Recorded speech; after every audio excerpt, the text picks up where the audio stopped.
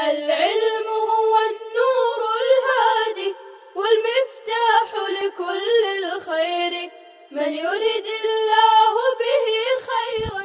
بسم اللہ الرحمن الرحیم. الوقف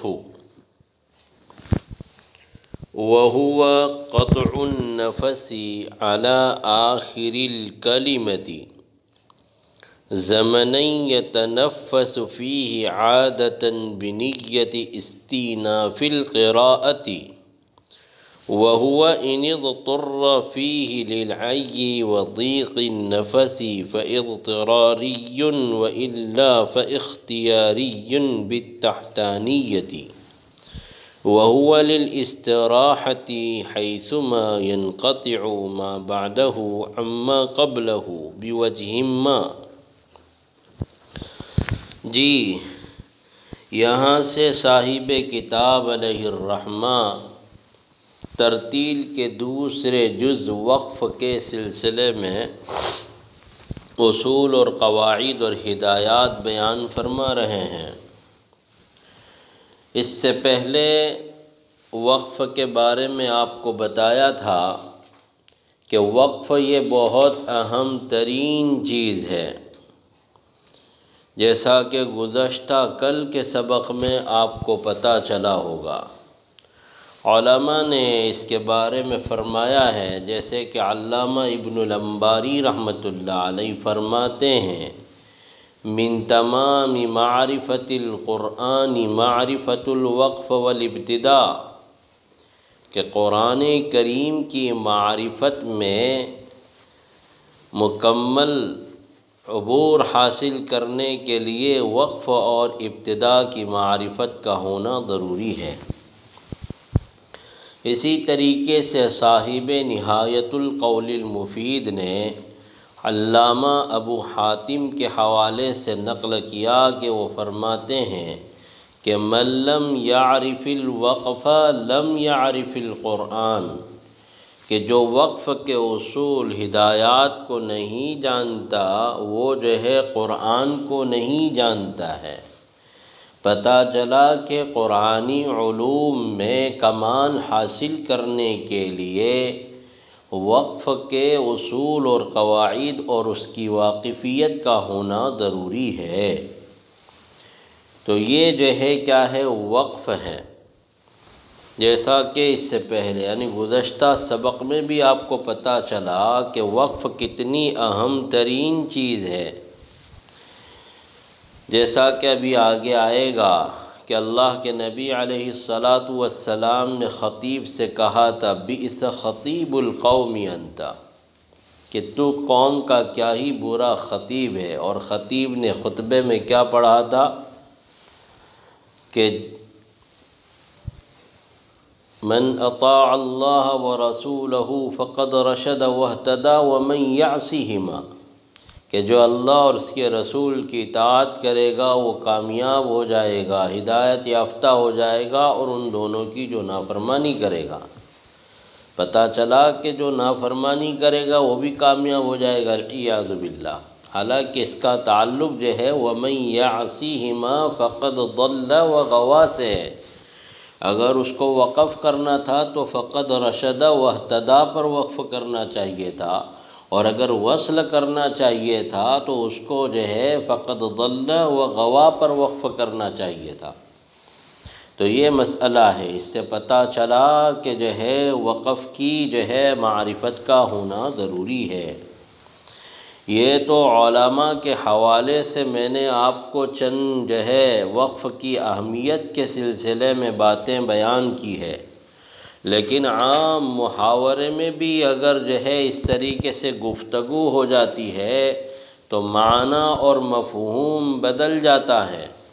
جیسے گرو نانک نے اپنے ماننے والوں سے یوں کہا تھا کہ گاڑو مت جلاؤ، کہ تم اپنے مردوں کو گاڑ دو زمین میں، مت جلاؤ. لیکن انہوں نے کہا کہ نہیں، ایسا نہیں کہا تھا. انہوں نے یوں کہا تھا کہ گاڑو مت جلاؤ. تو اگر مد کو گاڑوں سے اگر جو ہے ملا دیا جائے تو اس سے یہ مطلب ہوگا کہ گاڑنے کی نفی ہو رہی ہے، اور اگر مد کو جلاؤ کے ساتھ اگر ملا دیا جائے تو پتہ یہ چلے گا کہ جلاؤ کی کیا ہو رہی ہے، نفی ہو رہی ہے۔ تو مفہوم یوں بدل جاتا ہے۔ گرو نانک نے تو کہا تھا کہ گاڑو مت جلاؤ، لیکن ان کم بختوں نے یہ کہا کہ نہیں، یوں کہا تھا کہ گاڑو مت جلاؤ۔ اس طریقے سے جو ہے عام گفتگو میں بھی جو ہے غلط جگہ وقف کرنے سے اس طریقے سے معنی اور مفہوم بدل جاتا ہے۔ تو یہ قرآن کریم تو اللہ کی مقدس کتاب ہے، اس میں تو بہت ہی جو ہے حاضر دماغی کے ساتھ کام لینا چاہیے کہ کہاں وقف ہو رہا ہے اور کہاں وصل ہو رہا ہے۔ وقف ہو رہا ہے تو ابتدا اعادہ کس طریقے سے کیا جائے، تو اسی سلسلے میں صاحب کتاب علیہ الرحمٰن نے الوقف کہہ کر جو ہے مستقل جو ہے ایک باب اور عنوان قائم کیا ہے، اور اس باب میں اس سلسلے کی تمام جو ہے چیزوں کو اور ہدایات کو جمع کیا ہے۔ جی، تو یہ ہے وقف کی اہمیت۔ آگے چلیں، صاحب کتاب نے وقف کی اصطلاحی تعریف بیان کی ہے۔ اس اصطلاحی تعریف کو سمجھنے سے پہلے وقف کے لغوی معنی کو سمجھ لیں۔ وقف کے لغوی معنی آتے ہیں الکف عن الفعل والقول، یا الکف عن القول والفعل، کہ کسی کام کے کرنے یا کسی بات کے کہنے سے رک جانا، اس کا نام کیا ہے؟ وقف ہے۔ تو یہ جو ہے اس کے لغوی معنی ہے، اور اصطلاحی معنی کے سلسلے میں مصنفین، مؤلفین اور علماء اور مجودین نے اپنے اپنے اعتبار سے اس کی مختلف تعریفات بیان کی ہے۔ چنانچہ ایک تعریف یوں بیان کی جاتی ہے کہ قطع الصوت آخر الکلمۃ زمنا ما، قطع الصوت آخر الکلمۃ زمنا ما، یہ تعریف بیان کی جاتی ہے کہ آواز کا جو ہے کلمے کے اخیر پر تھوڑی دیر کے لیے توڑ دینا، قطع کرنا۔ بعض لوگوں نے تعریف یوں بیان کی ہے کہ قطع الصوت علی الکلمۃ زمنا یتنفس فیہ عادۃ بنیۃ استئناف القراءۃ لا بنیۃ الاعراض۔ اس طریقے سے تعریف بیان کی ہے صاحب منار الہدیٰ نے۔ اور اسی طریقے سے جو ہے ایک تعریف یوں بیان کی جاتی ہے کہ قطع الصوت مع النفس و اسکان المتحرک ان کان متحرکا، کہ کلمے کے اخیر پر جو ہے آواز کو قطع کر دینا سانس کے ساتھ، اور اگر وہ کلمہ موقوف متحرک ہو تو اس کو ساکن کر دینا، یہ ہے اس کی تعریف۔ بعض لوگوں نے تعریف بیان کی ہے، جیسے کہ صاحب خلاصۃ البیان نے کیا کہا کہ قطع النفس علی آخر الکلمۃ زمنا یتنفس فیہ عادۃ بنیۃ استئناف القراءۃ، یعنی ما قبل میں جو صاحب منار الہدیٰ کی جو تعریف ہے اس میں لا بنیۃ الاعراض کا جو ہے کیا ہے؟ اضافہ ہے، اور صاحب کتاب نے اس قید کو یہاں پر اپنی تعریف میں اس کو ختم کر دیا ہے۔ تو اس طریقے سے جو ہے مختلف تعریفات جو ہے بیان کی جاتی ہیں۔ تو بہرحال وقف کی جو بھی تعریف ہو یہ اپنی جگہ جو ہے صحیح ہے، اور اردو میں جیسا کہ صاحب فوائد مکیہ علیہ الرحمٰ نے بڑی زبردست جو ہے تعریف بیان کی ہے، مختصر اور جامع، کیا کہا کہ اخیر کلمہ غیر موصول پر سانس کا توڑنا، اخیر کلمہ غیر موصول، غیر موصول یعنی ایک کلمہ دوسرے کلمے سے ملا ہوا نہ ہو، اگر ملا ہوا ہوگا تو اس کو دوسرے کلمے پر وقف کرنا ہوگا، جیسا کہ فوائد مکیہ کے جو ہے سبق میں اس موقع پر پوری تفصیل سمجھا دی گئی تھی۔ تو اخیر کلمہ غیر موصول پر سانس کا توڑنا، اور سانس ٹوٹ گئی تو گویا کہ آواز بھی کیا ہو جائے گی؟ ٹوٹ جائے گی، اس لیے کہ آواز جو بنتی ہے وہ سانس سے ہی بنتی ہے۔ بہرحال یہ وقف کی جو ہے مختلف کیا ہے؟ تعریفات ہیں۔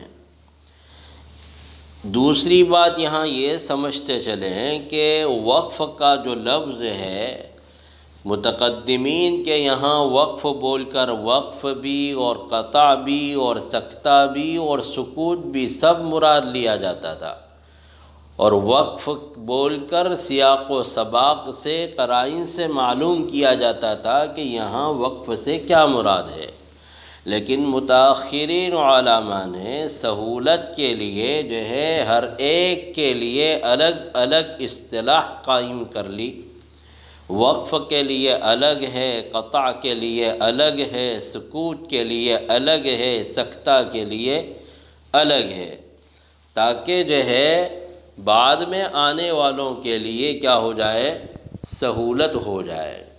تو بہرحال یہ جو ہے مختلف تعریفات بیان کی گئی ہے۔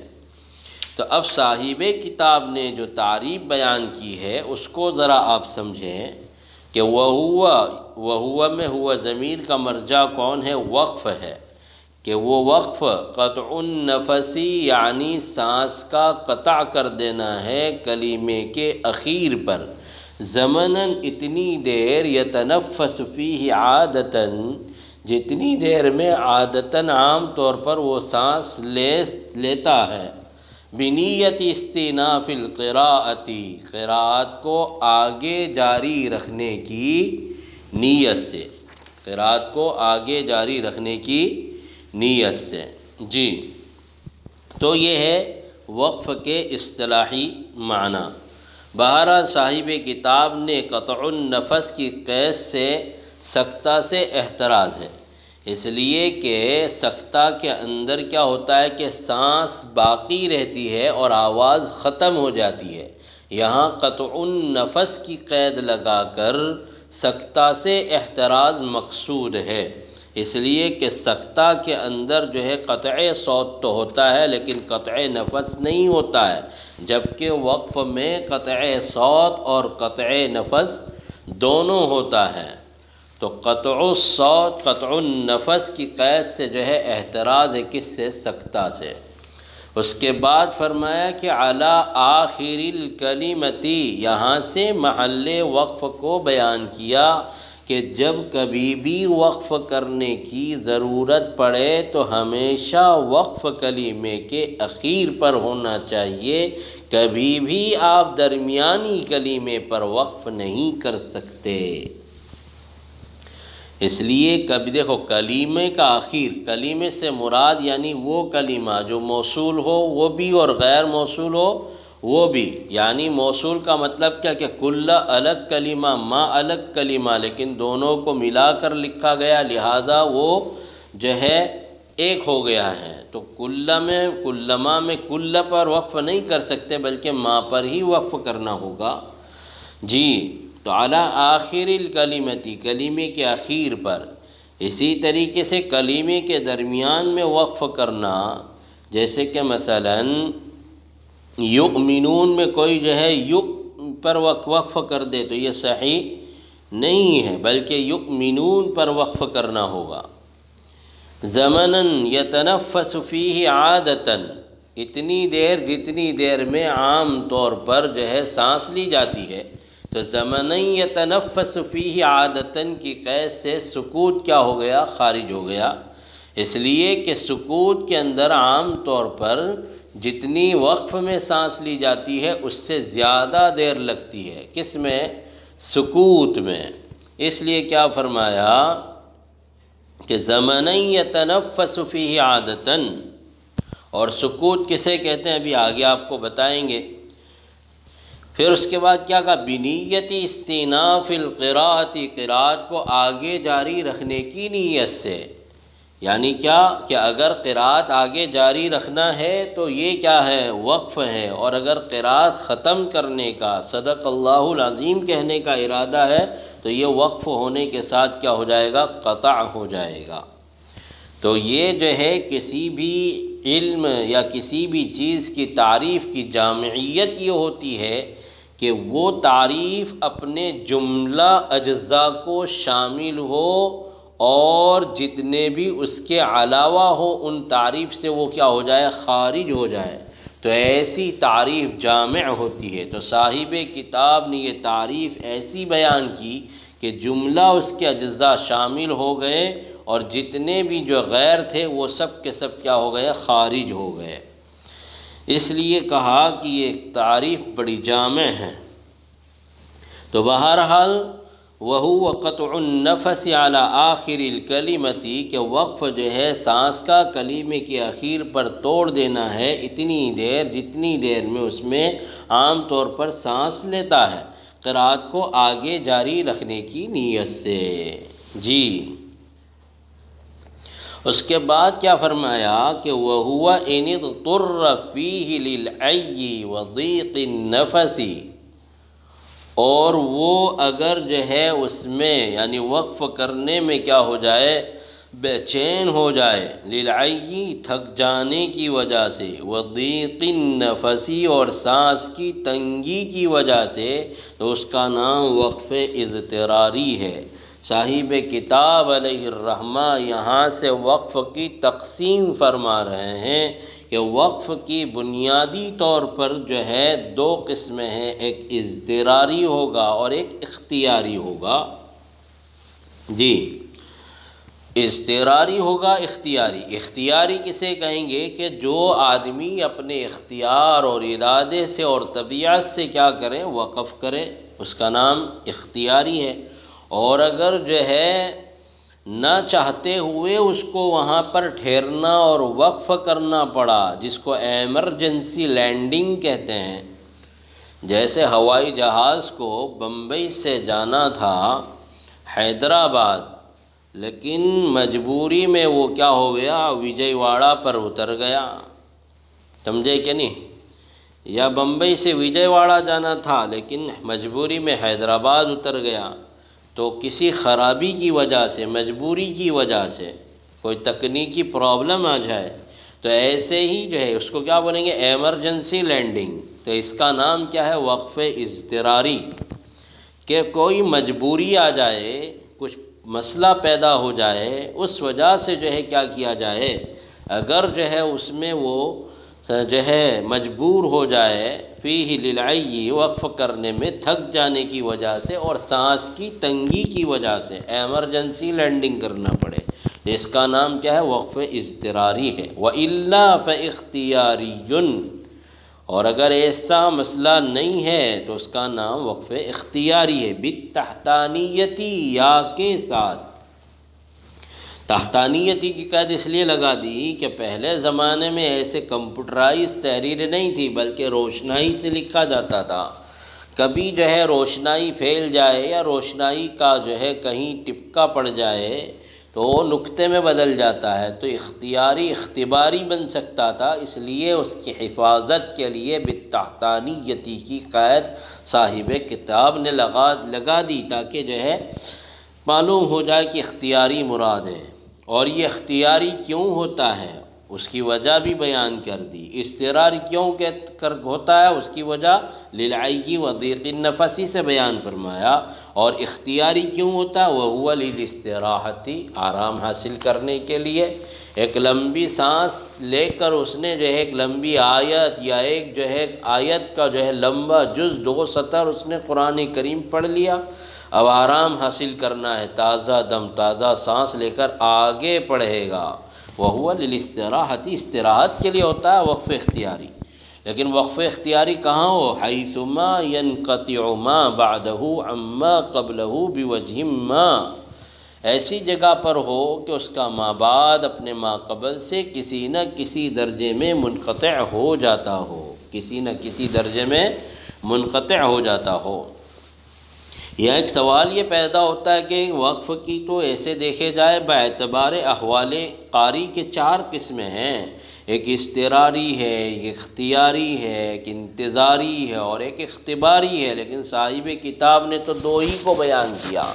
اس کا جواب یہ ہے کہ اولاً تو 2 ہی قسمیں ہیں، یا تو قاری اپنے اختیار سے وقف کرے گا یا تو بغیر اختیار کے وقف کرے گا۔ اگر اختیار سے وقف کرتا ہے تو اس کا نام اختیاری، اور اگر اپنے اختیار سے نہیں کرتا مجبوری میں تو اس کا نام اضطراری، اور پھر اسی سے جو ہے دوسری صورتیں کیا ہوتی ہے نکلتی ہے، اختباری، انتظاری وغیرہ۔ پھر اس کے بعد کیا فرمایا جی حیثما ينقطع ما بعده عما قبله بوجه ما، یہ تھوڑا تفصیل طلب ہے، اس لیے اس کو بعد میں آئندہ کل کے سبق میں پڑھیں گے انشاءاللہ۔ السلام علیکم ورحمۃ اللہ وبرکاتہ۔ السلام عليكم، لا تنسوا الاعجاب بالفيديو والاشتراك في القناة تشجيعا لنا لنستمر بنشر المزيد إن شاء الله.